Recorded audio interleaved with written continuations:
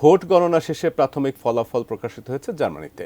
জার্মানির সাধারণ নির্বাচনে জয়লাভ করেছে বিরোধী নেতা ফ্রিডরিখ মেয়ার্স এর রক্ষণশীল ক্রিশ্চিয়ান ডেমোক্রেটিক ইউনিয়ন। বুথ ফেরত জরিপ বলছে তারা পেয়েছে 28.6% ভোট। জার্মানি থেকে বিস্তারিত জানাচ্ছেন বিশেষ প্রতিনিধি ইমরান হোসেন সুমন।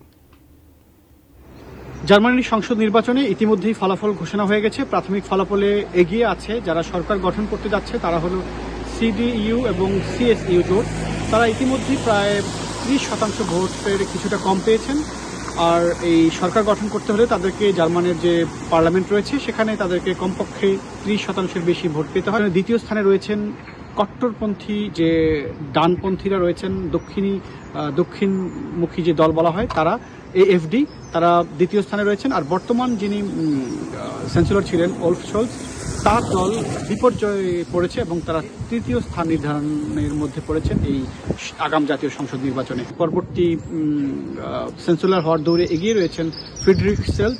তার জন্য যেটি সবচেয়ে বেশি চ্যালেঞ্জ হয়ে দাঁড়াবে সেটি হলো বিভক্তির মধ্যে থাকা জার্মান নাগরিকদেরকে ঐক্যবদ্ধভাবে এক কাতারে নিয়ে আসারই তার জন্য চ্যালেঞ্জ।